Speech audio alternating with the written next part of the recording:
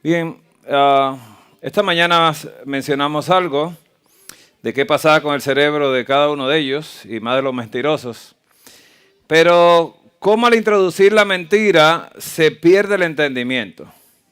Vamos a hablarlo de una manera ahora un poquito diferente. Vamos a estudiar algo para cuando se mencionen palabras se puedan entender. Aquí usted ve lo que se llama una sustancia blanca y esta rosada se le llama sustancia gris. La blanca es esta, ¿no? ¿De qué está compuesta la sustancia blanca? Bien, la gris está compuesta por las cabezas de las neuronas, pero las neuronas tienen como una patita bajando, ¿no? Lo llaman axones, y la sustancia blanca son axones. O sea, el cerebro de la neurona y le manda información, y recuerde de los astrocitos, que tanto le gustaron al pastor, que son las que ayudan, ¿no?, a la mejor comunicación, esos ayudantes. Bien, esto es una neurona, y esta es la parte que está en la corteza cerebral, y esta es la parte que está en la sustancia blanca. Así que están todas las neuronas arriba y la sustancia blanca llevando la comunicación al resto. Pero ¿qué pasa? La sustancia blanca está formada por prolongación nerviosas, ¿no?, recubiertas de mielina, quiere decir la capa que cubre la neurona, de color claro debido a la mielina, a esa sustancia, más en el interior del cerebro, no en la corteza. En la médula dice tractos ascendentes y descendentes, o sea, ¿no?, dos caminos, y funciones de conexión son las funciones de ella. De la sustancia gris está formada por los cuerpos de las neuronas, o sea, la cabeza de ellas. Es de color más oscuro, dice, está más en la corteza, eso lo venimos diciendo, y en la médula, dice, celular, nerviosas y motoras sensoriales están ahí. Y sus funciones es el procesamiento de información. Quiere decir, procesamos en la corteza, pero vamos a ver qué pasa con la otra sustancia, ¿no? Aquí volvemos a repetir las neuronas, ¿no?, y luego los axones, que son el cuerpo y yo bajando, ¿no? Aquí no están los astrocitos, como lo vimos anoche, porque esto es un descubrimiento reciente.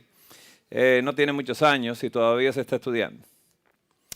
Aquí vemos la conexión de neuronas, una conectándose con la otra, y así van conectándose todas las neuronas. Se pasan la información. Por eso tenemos una mente asociativa completamente, porque una neurona se comunica con la otra, ¿no? Y así se van haciendo conexiones. Pues aquí vemos una tomografía de la cabeza, una resonancia magnética, donde ve el tejido cerebral normal completamente, y de este lado tiene una sustancia blanca que se ve. ¿Qué desapareció ahí para que hubiese sustancia blanca? Las grises. Exacto. ¿Estamos bien? Bien. A esto solamente se le llamaba white matters. Esa era la palabra que se usaba. Dice, sustancia blanca. Y no se le dio importancia. Pero esto es muy característico de lo que vamos a explicar ahora, ¿no? Enfermedad de la sustancia blanca, como se llama. Esa es la enfermedad de la sustancia blanca. La enfermedad de la materia blanca es el desgaste del tejido de la parte más grande y profunda del cerebro, no de la corteza, ¿eh? Dice que incluyendo el envejecimiento la puede causar. Eso es cuestionable. Este tejido contiene millones de fibras nerviosas o patitas o axones que conectan con otras partes del cerebro y la médula espinal, que es la que tenemos en la espalda, y envían señales a los nervios para que se comuniquen entre sí.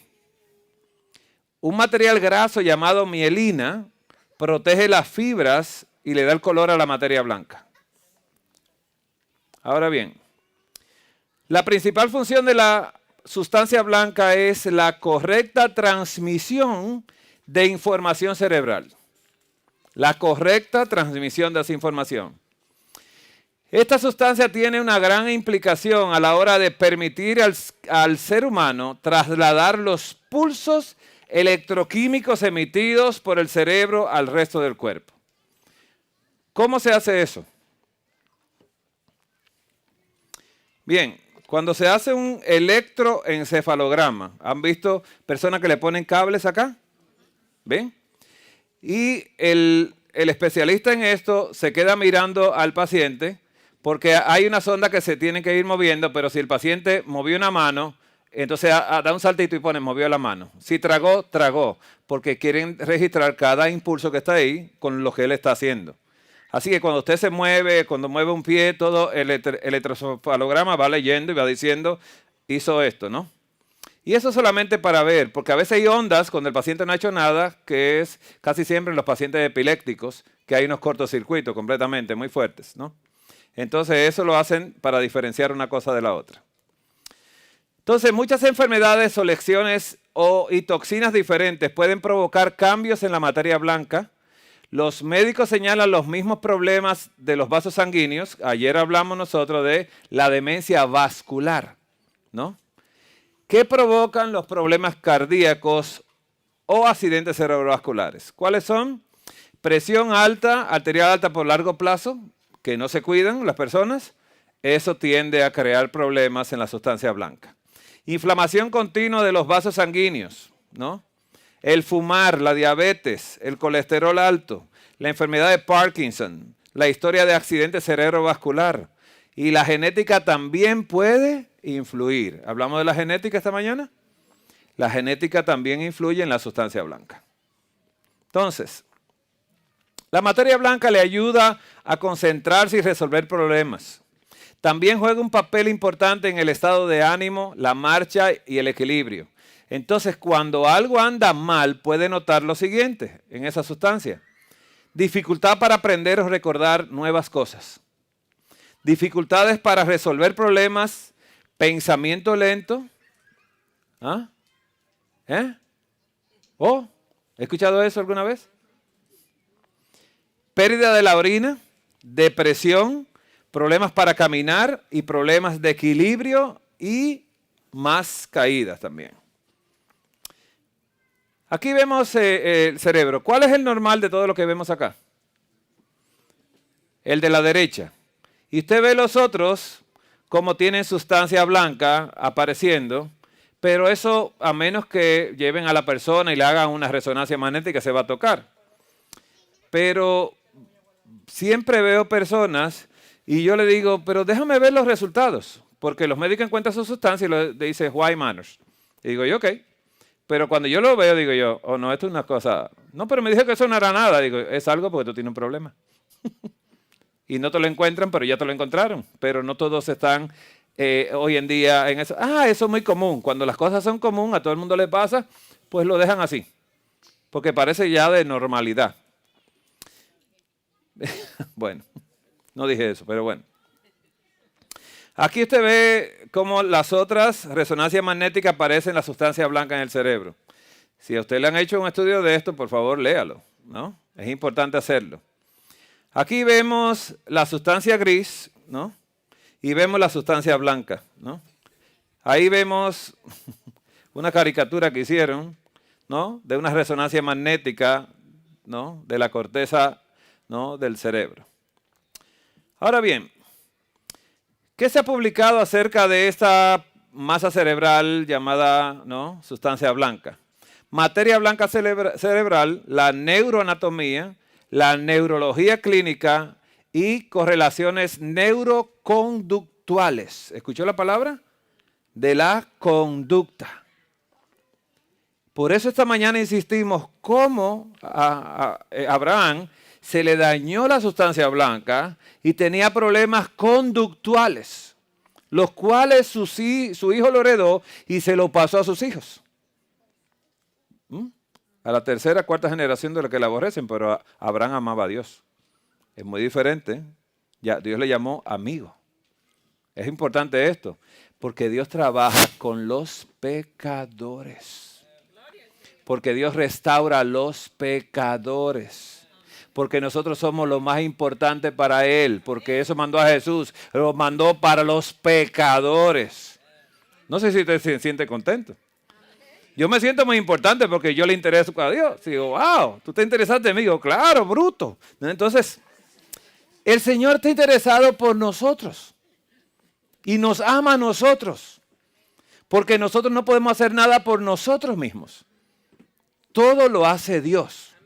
Por eso Él es el creador, el hacedor, el restaurador. Él lo es todo. El jabón de lavadores, cuando nos ensuciamos. Mire, neuroconductuales, la sustancia blanca. Mire qué interesante, el resumen de este estudio, porque no lo voy a leer todo como ayer, dice que las lesiones de la sustancia blanca cerebral, WM, dan como resultado síndromes neuroconductuales focales, fenómenos neuropsiquiátricos y demencia. ¿Qué le pasó a Rey Saúl? ¿No le dijeron demente? Dice, locamente acecho. Pensaba que hacía cosas buenas él, pero eran cosas malas. Esa es mi silla, hermano. No, se la puede usar, ¿no? Ah, no, está bien. Le presento a ese hermano mío. Eso está soltero, mire.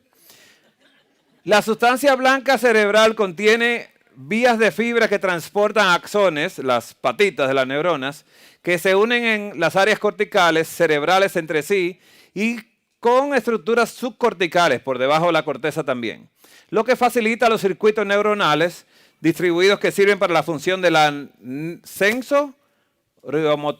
sensorimotora. ¿Quién se está moviendo aquí ahora mismo? Eso me lo está ayudando la sustancia blanca. ¿Estamos bien? Y cuando usted ve a una persona, ¿qué tiene entonces? Problema en la sustancia blanca. Así que los síntomas neurológicos y neuropsiquiátricos discretos resultan de las lesiones focales de sustancia blanca, mientras que el deterioro cognitivo, ¿qué es la cognición? ¿Qué me dice? El entendimiento. El deterioro cognitivo en múltiples dominios, como la demencia de sustancia blanca, ocurre en el marco de la enfermedad de la sustancia blanca difusa. Así se le llama esto, ¿no? Bien. Aquí habla de la enfermedad de la sustancia blanca como biomarcador de enfermedad cerebrovascular a largo plazo y demencia. Cuando le ven hoy en día ya los neurólogos más experimentados, ven sustancia blanca y bueno, este paciente puede desarrollar demencia. Y es bueno que, si usted se lo ha hecho alguna vez, que busque que le entreguen los resultados para que lo lea, ¿no? Así se puede hacer algo para restaurar esto. Aquí volvemos a ver a este experto en mentira. Una mentira 1000 veces repetida se transforma en verdad. Eso se lo dijo el diablo a él. Y él la utilizó como ministro de propaganda en Alemania. Y realmente Hitler mató mucha gente. Y él fue el primero que procuró la matanza de judíos. Ojalá que no aparezca uno así para los adventistas. Mire, esa mentira que usted escucha, que usted se cree, porque hay gente que se la cree, se la puede creer. Dice acá, localización del aumento de materia blanca prefrontal, escucha la palabra, frente, en mentirosos patológicos. ¿Usted cree que Jacob era mentiroso patológico? ¿Era mentiroso? ¿Abraham era mentiroso? ¿Cómo Dios ama al pecador? Mire, el proyecto de Abraham delante de los ángeles fue un proyecto interesante. Porque dijo Dios, yo voy a ser un hombre de fe. Dice, pero ya tiene fe. Dice, no, es lo que menos tiene, yo lo voy a hacer. Y él hizo un hombre de fe de un hombre que no tenía fe. ¿No? ¿O sí? ¿Se rió de Dios Abraham? ¿Con la promesa?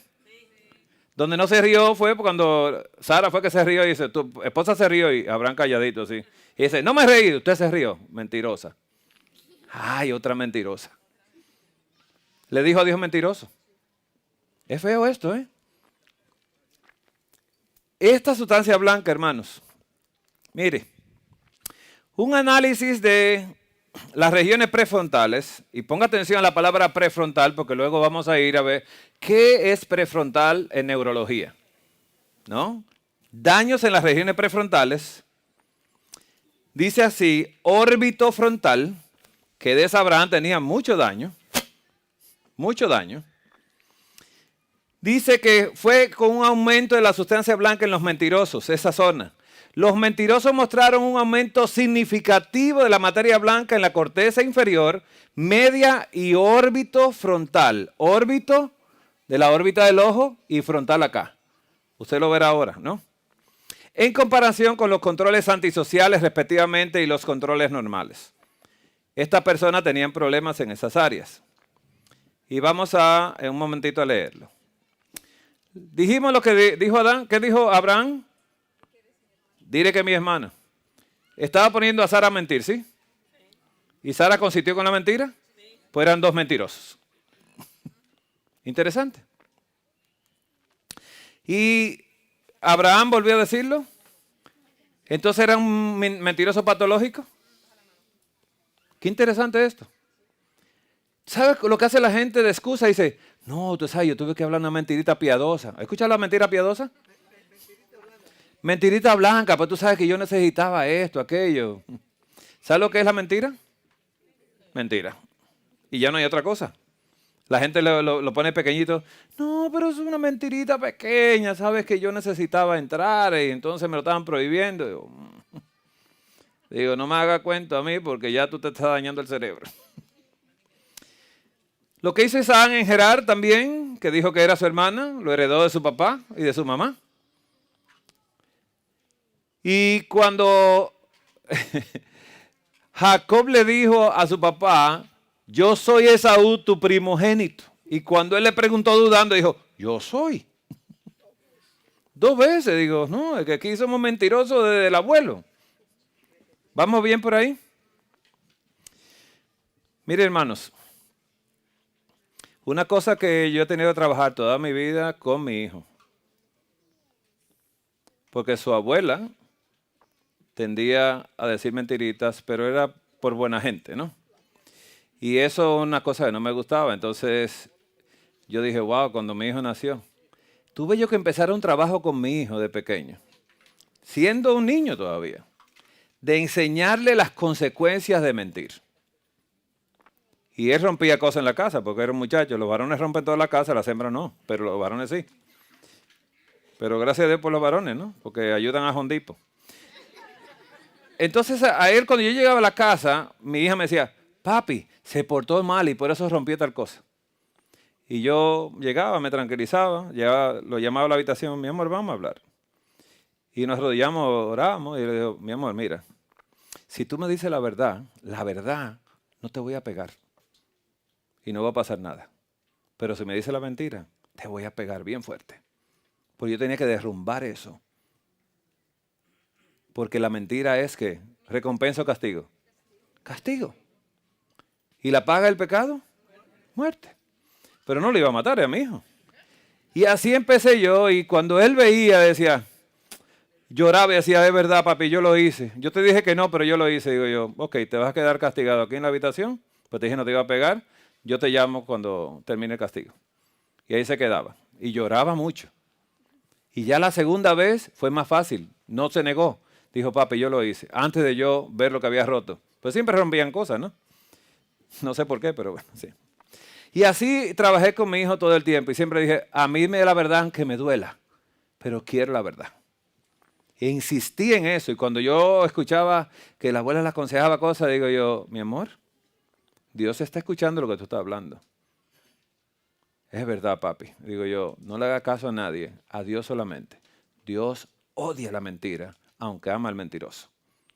Una cosa que no me entender, pero bueno. Entonces me ha costado mucho esto porque viví en un hogar donde mi papá no era mentiroso, él solamente vivía su vida.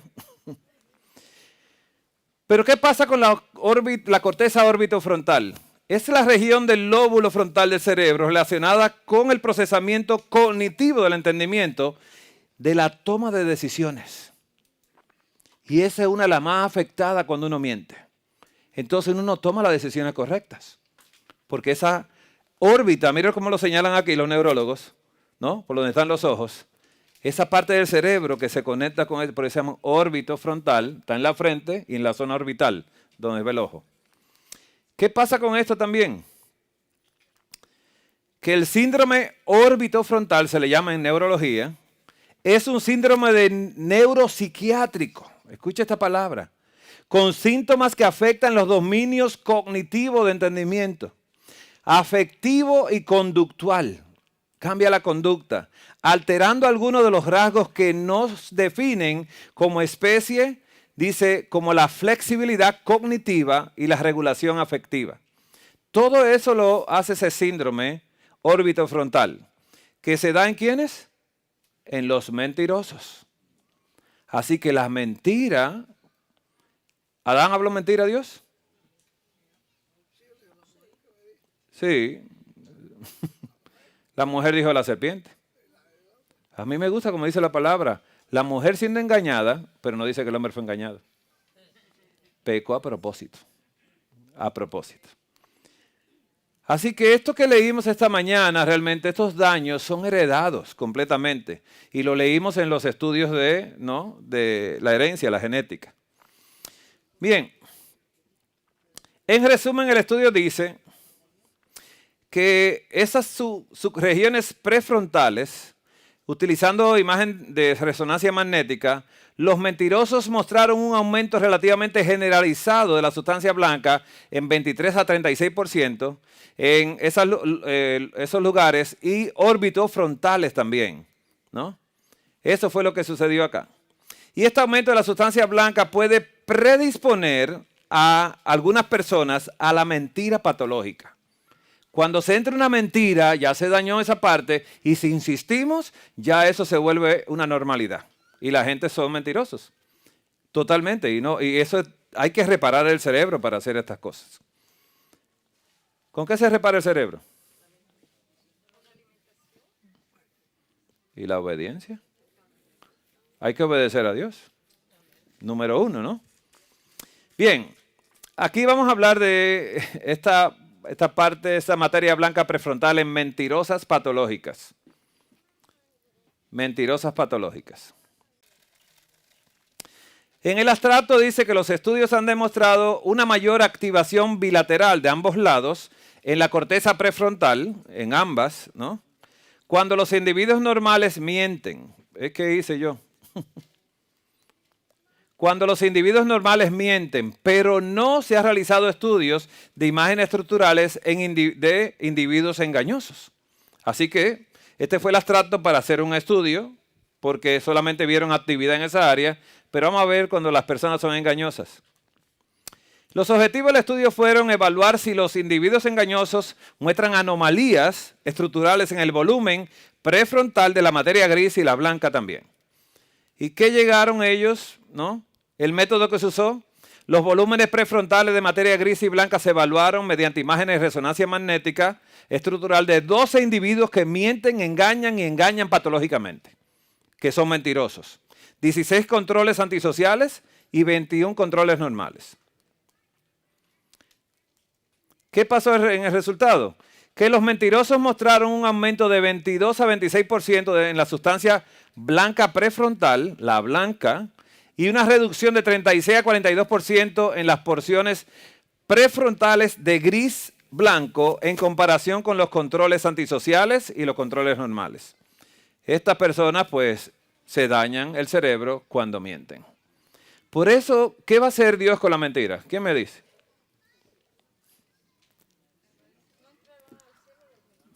No, pero ¿qué va a hacer con la mentira? Eliminarla completamente, porque el padre de la mentira se llama Satanás. Y cuando usted le cree a Satanás, que él no se cree otra cosa, él sabe cómo dañar cerebros, y es haciendo que la gente mienta. ¿Le han preguntado usted una vez, ¿tú me amas, mi amor? Claro. ¿Eso fue bien? Usted le dice, claro que te amo, mi amor. Pues sí se siente. Dice, claro, claro. Y la vecina también, ¿no? Usted no se imagina cuando personas, yo tengo muchos mentirosos como pacientes. Y es tremendo.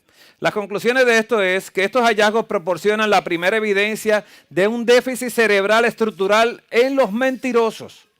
Implican a la corteza prefrontal como un componente importante, pero no el único. El circuito neuronal subyacente a la mentira proporcionan un correlato neurobiológico inicial de una personalidad engañosa. Esto es tremendo, hermanos. Ese déficit cerebral en un mentiroso. ¿Qué nosotros deseamos, hermano? Que nosotros vivamos la verdad. Yo siempre he sido muy franco. Y con Dios, cuando Dios me llamó, que fue una sorpresa, yo llegué a la casa con un dolor en mi corazón, diciendo, wow, yo percibí tanto amor sobre mí, que yo le dije lo mismo que le dije a mi esposa, que es hoy en día cuando fue mi novia.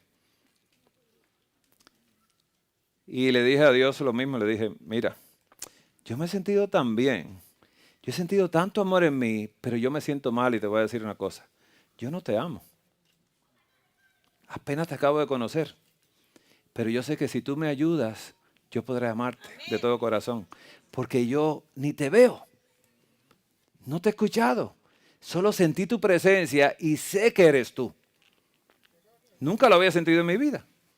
Cuando empecé con mi novia en el año 84, ella me dice entonces, digo, somos novios, pero tú me quieres, digo, no, ni tú tampoco me quieres a mí. Pero yo creo que nosotros podemos sembrar el amor y podemos hacerlo crecer y yo no estoy jugando contigo. Y nos casamos el año 90 y hasta el día de hoy. Hasta se enamoró de mí. ¿Usted ha jugado con eso alguna vez? La corteza prefrontal, localización en el cerebro. La corteza prefrontal es una parte de la corteza cerebral perteneciendo al lóbulo frontal. Está dando la anatomía.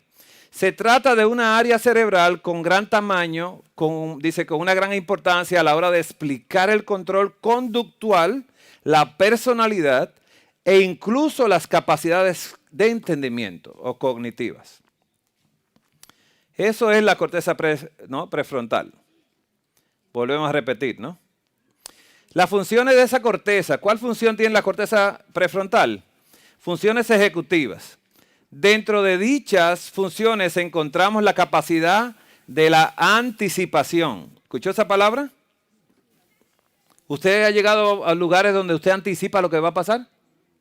Usted dice, bueno, aquí me parece como que va a pasar tal cosa, ¿no? Usted hace anticipación. Eso lo hace la función de la corteza prefrontal. Si usted ve movimiento así, como un poco raro, dice, bueno, aquí está pasando algo, y entonces empieza usted, la corteza prefrontal, a imaginarse, bueno, yo creo que tengo que moverme de acá, porque, ¿no? Cosas así, ¿no? ¿Usted ha visto personas que ahora, hoy en día, una tristeza, estaban golpeando a una señora en el aeropuerto, y pasan personas que quieren introducirse y hay otro con el teléfono. ¿Qué está pasando con la corteza prefrontal? No está funcionando. Está mal, ¿verdad? Así hay muchas personas.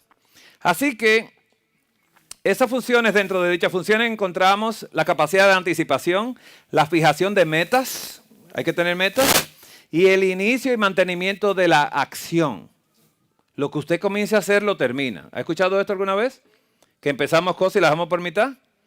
La corteza prefrontal es la que hace eso, la termina. O sea, no solamente comienza, ¿no? La capacidad de planificación, la capacidad de base de memoria, la capacidad de modificar nuestras estrategias y de elaborar conceptos e ideas abstractas.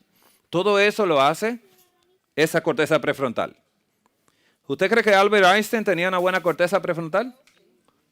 ¿Leonardo da Vinci tenía buena corteza prefrontal? Excelente. Imaginación, capacidad y ejecución, o sea, tenía todo. Esos son cerebros únicos, ¿no? Sí. Lo otro que tiene la corteza prefrontal es la atención, memoria y la inteligencia. La fijación de la atención o la memoria de trabajo, escucha esta palabra, también se encuentran mediadas por la corteza prefrontal, al igual que la capacidad cognitiva y de adaptación al medio. Usted no se puede imaginar cuando uno como médico está recibiendo entrevistas de trabajo, ¿cuántas preguntas le hacen? No se pueden imaginar. Y entonces uno que también sospecha, ¿no?, lo que están haciendo, que es evaluando a uno en todo. ¿Qué tú harías en un caso que pase esto y esto, pero tiene una complicación esta y la otra complicación? ¿Cuál tú harías primero? Entonces, ¿no?, lo cuestionan. Entonces, ellos quieren saber si mi corteza prefrontal está trabajando bien, ¿no? Esa es la atención, memoria e inteligencia, la corteza prefrontal, que es la que el enemigo quiere dañar en nosotros, ¿no? Lo que Dios hace por nosotros, hermanos. Lo otro es la conducta social, depende de la corteza prefrontal. Así que otra de las principales funciones de la parte prefrontal es el control de la conducta social. En base a nuestras interacciones y al aprendizaje extraído, tanto de ellas como el resto de la información que captamos, somos capaces de regular nuestras expresiones y comportamientos. Sentir empatía. ¿Usted ha visto esta palabra hoy en día en las personas? Esto está desapareciendo. Dice, restringir la conducta a base de posibles consecuencias y considerar otros puntos de vista ajenos, dice, al propio. Pero esto de empatía hoy en día es muy difícil encontrar empatía. Muy difícil. Muy difícil, hermanos. Eso es bien. Yo creo que es algo en extinción hoy en día. La motivación está en la corteza prefrontal, órbito frontal también. Y es vincular emoción y cognición, o sea, la emoción tiene que tener cognición, porque si no tiene entendimiento, ¿cómo me emociono? ¿No? Y hay mucha gente que hoy en día solamente se emociona, pero no sabe por qué. Y dicen una palabra, hermana, dice, me da sentimiento. ¿He escuchado eso alguna vez? Digo yo, ¿qué tipo de sentimiento? Bueno, vincular emoción y cognición de manera que establezcamos un plan para llevar a cabo determinadas acciones es también debido a un buen funcionamiento de la corteza prefrontal. Así somos capaces de motivarnos y dirigir nuestra conducta a la consecución de una meta que nos seduce. Algo que le llama atención, oye, yo quisiera hacer tal cosa, ¿no? Y tiene que tener esa corteza prefrontal bien para que pueda trabajar con la motivación. La emocionalidad está en la corteza prefrontal. Y si bien el sistema límbico, que es donde están las emociones, dice el que mayor vinculación tiene con el terreno de las emociones, la región prefrontal del cerebro tiene una gran importancia tanto a la hora de percibir como de expresar las emociones, traduciéndolas a reacciones fisiológicas y permitiendo su control consciente. ¿Qué usted está viendo hoy en día? Que hay muchas personas que no saben lo que están haciendo. Usted ha escuchado a personas que dicen, yo te amo tanto, pero le pega. ¿Qué está pasando con su emocionalidad de la corteza prefrontal? Y no, perdóname, eso no vuelve a pasar. Y le vuelve a pasar. ¿Ha visto esto? ¿Comportamiento repetitivo? O sí, a la esposa. A mí me pegan en la casa, pero bueno. Lo que hace el amor, miren. Lesiones en esta área cerebral. ¿En cuál estamos hablando? Corteza prefrontal. La presencia de lesiones en el área prefrontal puede provocar graves alteraciones en la psique, la mente, y las capacidades de las personas. Concretamente puede generar pérdida de la expresión emocional, especialmente a nivel facial. Usted ve una persona que no se inmuta, se queda así como, bueno. Déficit en el control de los impulsos, desinhibición, dice, no, se desinhibe, cambios de personalidad, conducta antisocial, hipersexualidad, pregúntenle a Jacob, ¿no? La hiperoralidad, fallos graves en planificación, capacidad de juicio y aplazamiento de recompensas. También pensamientos aplanados, lentos y con poca capacidad creativa. ¿Sí o no? Yo no sé, pero Jacob fue la persona con más esposas que yo conozco en la Biblia, ¿no? Y decían, no, que eso era permitido en la cultura. ¿Cuál es la cultura de Dios? Creó una mujer para un solo hombre. ¿Eso lo hizo Dios? ¿Y qué dice el Nuevo Testamento? Que cada cual tenga a su esposa en santidad. Pues no dice, sea como Jacob. Hermanos, todo esto le he querido dar una importancia, pues esta mañana hablamos, pero esta es la parte científica de cómo se daña la corteza prefrontal en los mentirosos, ¿no? En estas personas que mienten para salvarse de las situaciones, ¿no? Todo esto es grave para el cerebro y el que más los conoce esto es Dios. Por eso Él envió a Jesús para sanar el corazón de nosotros. Así que en psiquiatría, esta es una revista colombiana de psiquiatría, interesantísima. Menciona acá en esta revista los múltiples rostros del síndrome orbitofrontal. Orbitofrontal. Dice aquí los múltiples rostros.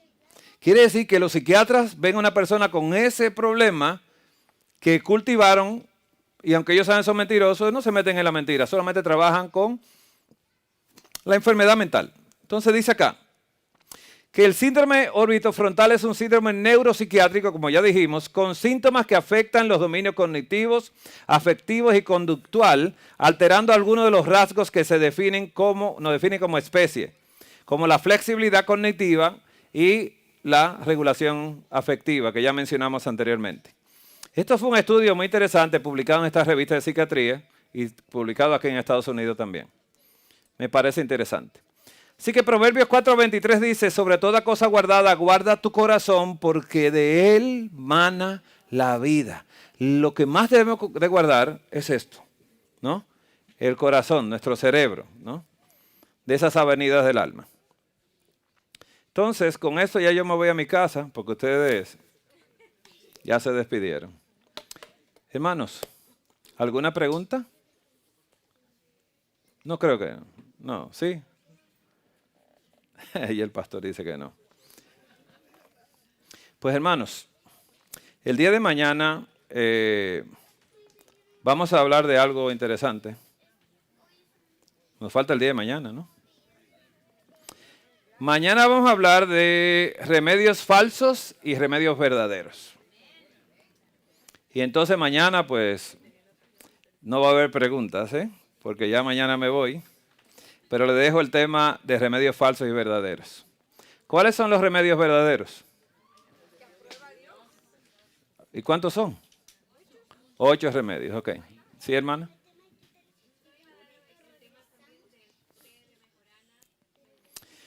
Es que están grabando con cámara. Bueno, la única manera que terminemos el tema acá, porque no puedo hacerlo, porque es que tengo los testimonios de los pacientes y no quiero hacer eso. Pero por favor no tome foto. Yo le voy a decir despacito cómo lo haga y todo esto, ¿no? Y le voy a mandar el estudio de la mejorana que se usó para ovario poliquístico. Y lo más interesante del estudio es que la mejorana no solamente que trabajó con ovario poliquístico, sino que trabajó regenerando los cromosomas. Que eso es lo más importante para mí. Y cuando yo vi eso, digo, nah. Entonces, cuando se lo di a un paciente con problema de próstata, me dijo, pero yo no tengo ovario, doctor. Digo, tranquilo. Quitó los ovarios poliquísticos, pero el problema es que le va a reparar el cromosoma dañado de su próstata. Oh, ok, digo, ahí vamos. ¿Vamos bien? ¿Tumbamos cámara? Usted me avisa, hermanos. ¿Sí?